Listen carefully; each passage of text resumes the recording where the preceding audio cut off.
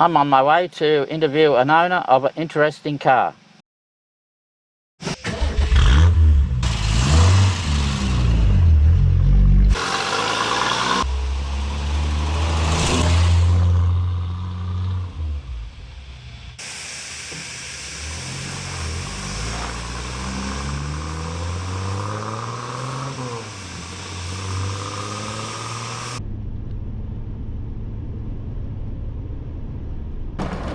I'm just on my way down to Eastern Creek Raceway to have a bit of a chat with John about his Triumph Spitfire track car. Now Eastern Creek's about an hour down the road, so I'll see you then.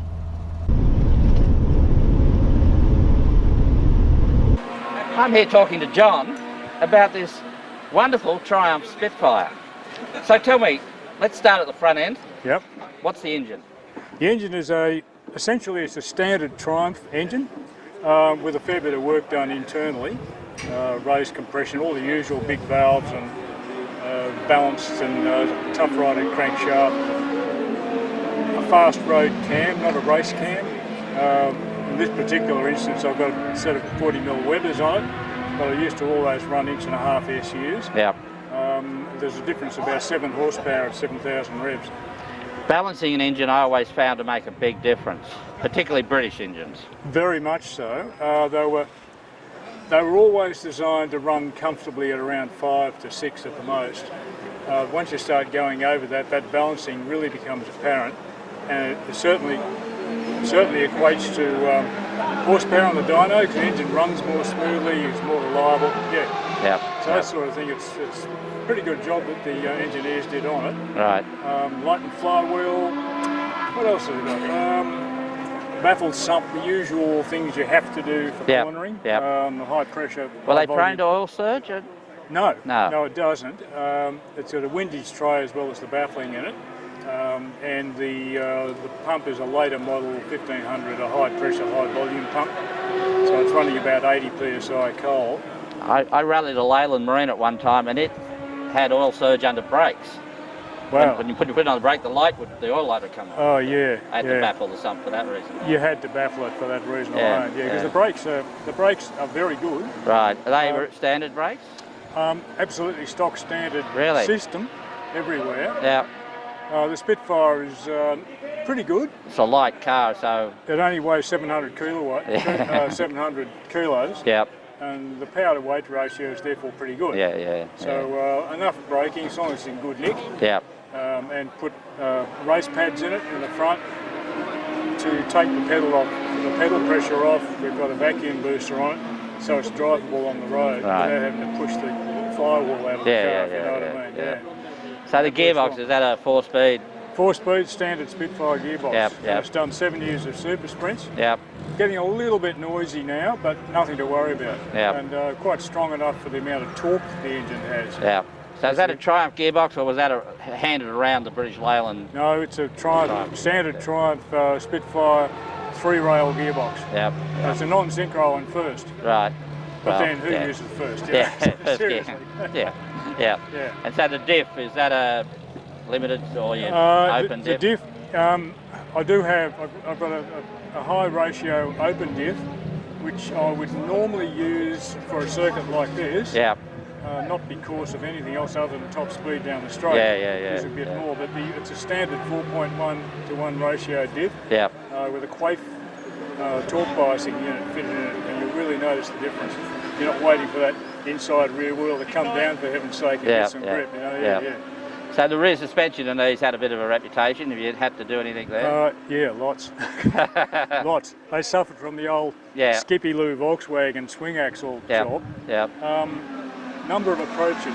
Probably the most lightweight, satisfactory approach is to convert it to a later swing spring, which means the transverse leaf spring now just pivots on a pin on top of the diff. So you don't get any roll stiffness from the rear of the car, it's all going to come from the front.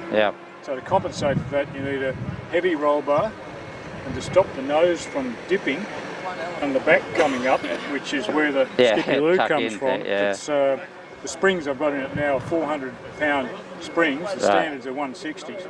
To give you an idea, it's pretty hard. I mean, you tend not to drive it to the shops. It gets a novelty, wears off very quickly. Otherwise, it's everything is standard Spitfire. Just been fixed.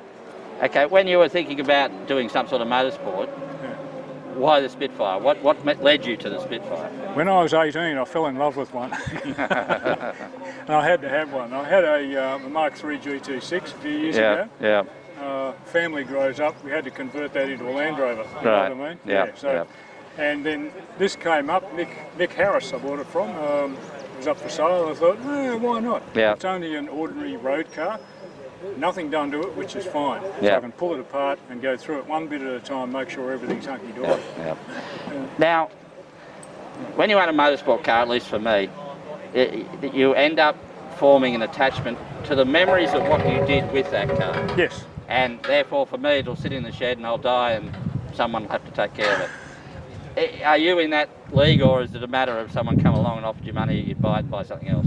No, I wouldn't sell it. No, I'd sort of keep it and then sell it when I'm finished with motorsport. Right. Or something else came along for road use. But no, this would be my road motorsport type car. I can still drive it on the road. Just the front springs are a bit heavy, so I wouldn't drive it all the way to Adelaide for the Nationals. I'd put it on the trailer. Oh, okay, The air conditioning in the Land Rover works really well. Yeah, you can't surrender to all that stuff. You got to. You know. Yeah, that's right. So, are you planning to keep doing this, or are you going to branch out into other? Look, I think so.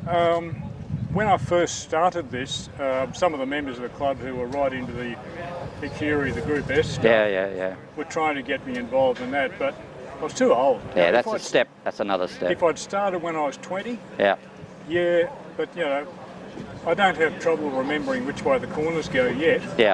But I know my reflexes aren't that good. And my 21-year-old son got in the same car, same day, everything at Wakefield Park, and I took a second off my best time, just like that. I recognise youth and enthusiasm. Yeah, right. And I don't have it anymore. No. We're happy to do what we can, go as hard as we can, and enjoy the day. So, what about? Do you have a bucket list? Is there some racetracks you want to like to drive on? Would you like to go to Phillip Island or? I would. I would. Do you have aspirations to actually do it, or? I would love to go. I would love to do the event that they're running at Winton in a couple of weeks. I think. Which is all Triumph thing. An all Triumph thing, but it involves a number of disciplines, which I think are more suitable for the older demographic in the club. All right. Like a regularity event. You can drive your road car to that. Don't do anything with the tyres except pump them up and then drive it home again. You go at your own pace. And I believe they've got a wet skid pan event as well. Which this little car does really well on wet skid pans. Swaps ends very quickly when you want it to.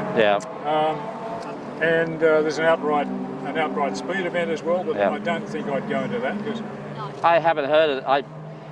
I love. There used to be an event years and years ago at Amaroo called the Motathlon. And that included basically everything that they had at Amaroo: a lap dash, hill climb, dirt circuit. They did everything. And I love the notion of that because you might be bad at this but good at that. I like that idea. And in your ordinary car. Well, you don't have to make it intractable for everyday use. And you certainly don't have to spend a lot of money on it. Still have fun, and that's you do the best you can with what you've got. And nobody cares too much. You're the only person that cares. You'll have a good time, and I find that's a good attitude to have to motorsport. Some people are very competitive, and if they're not competitive, they don't want to do it.